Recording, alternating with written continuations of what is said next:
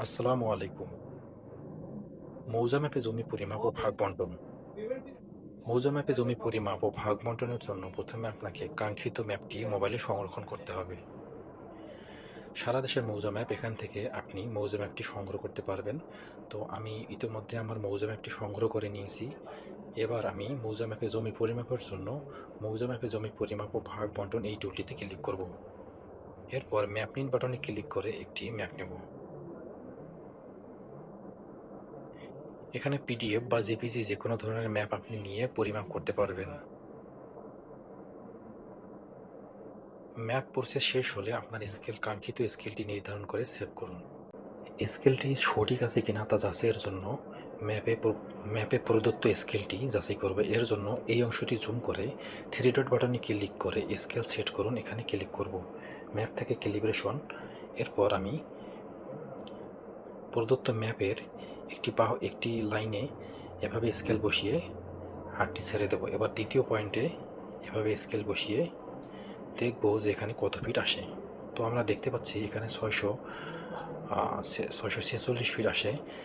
তো এটা মোটামুটি 635 থেকে 670-এর মধ্যে আসলে 635 থেকে 665-র মধ্যে আসলে মাপ মোটামুটি সঠিক আসে। তো আমরা 660 জোর করে সেট করতে গেলে অনেক সময় ভুল হতে পারে। তো আমরা এটা আপাতত ওটাই রাখলাম।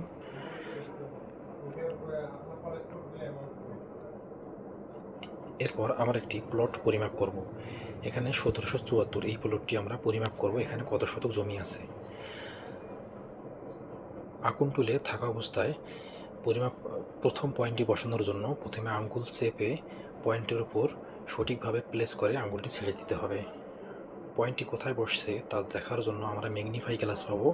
এখানে আমরা দেখে পয়েন্টটি সঠিক জায়গায় বসাতে পারবো। এভাবে প্রত্যেকটি পয়েন্ট আমরা সঠিকভাবে বসানোর চেষ্টা করব।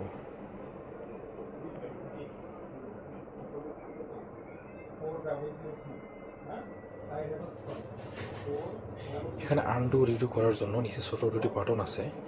তো আমরা এগুলো ব্যবহার করে ফরওয়ার্ড ব্যাকওয়ার্ড হতে পারবো।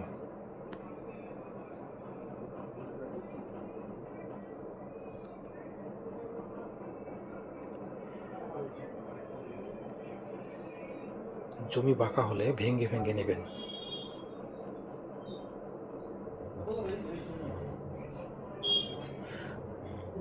তো আমরা দেখতে পাচ্ছি এখানে জমি মোটামুটি 95-96 শতকের কাছাকাছি।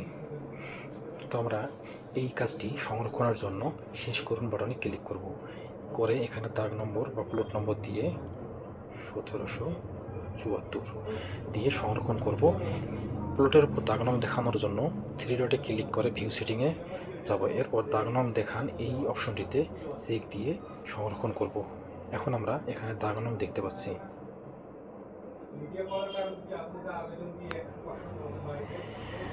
কাজটি প্রিন্ট দিতে 3 ডট বাটনে ক্লিক করে এক্সপোর্ট পিডিএফ এক্সপোর্ট এটা করলে পিডিএফে ফাইলটি সংরক্ষণ হবে।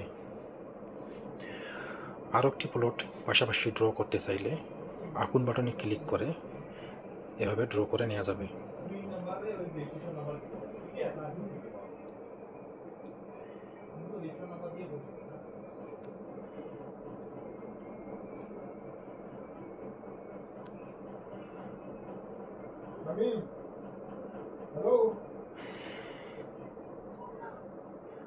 প্রত্যেকটি প্লট ড্র করার পর শেষ করুন বাটনে ক্লিক করে দাগ নম্বর দিতে হবে।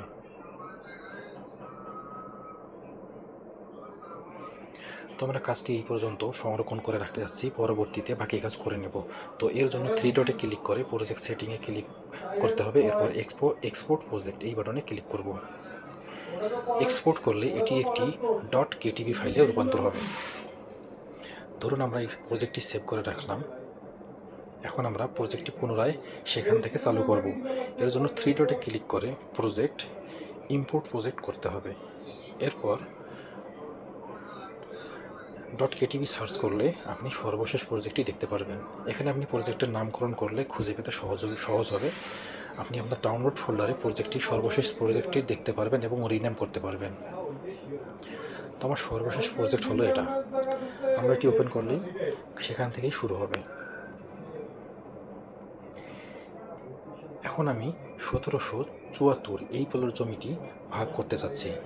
এখানে জমি ভাগ বন্টন করার জন্য 3 ডটে ক্লিক করে ভাগ বন্টন, স্বয়ংক্রিয় ভাগ বন্টন, ম্যানুয়াল ভাগ বন্টন দুটি অপশন দেখতে পারবো। ম্যানুয়াল ভাগ বন্টনে ক্লিক করে প্লট নির্ধারণ করলে এরকম একটি লাইন আসবে। এটি আপনি ইচ্ছা মতো মুভ করে কন্ট্রোল করতে পারবেন। আপনি এতদিন ধরে একটা কাজ করেন না, আপনি তো এই করে ভাই কথা বলে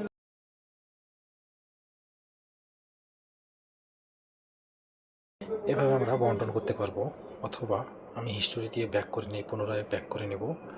অটো ভাগ বন্টনের জন্য 3 ডটে ক্লিক করে ভাগ বন্টন বাটনে ক্লিক করতে হবে। এরপর স্বয়ংক্রিয় ভাগ বন্টনে ক্লিক করে প্লট সিলেক্ট করতে হবে। প্লট সিলেক্ট করলেই এখানে আপনি কোন দিক থেকে ভাগ বন্টন করতে যাচ্ছেন তা চলে আসবে।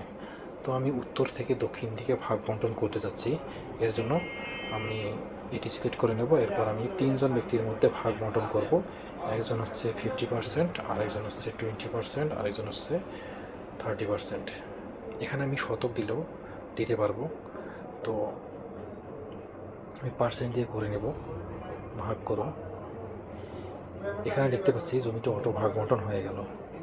তো এভাবে আমরা এই রিপোর্টটি প্রিন্ট করতে হলে export, PDF export, SVG export এবং পিএনজি এক্সপোর্ট নানানভাবে সংরক্ষণ করতে পারি, এবং আগামীতে প্রিন্ট করুন এই বাটনে ক্লিক করে আপনি আপনার নিজস্ব প্যাডে প্রিন্ট করতে পারবেন। সেই সিস্টেম খুব দ্রুতই নিয়ে আসা হবে ইনশাল্লাহ। তো আজকে এই পর্যন্তই।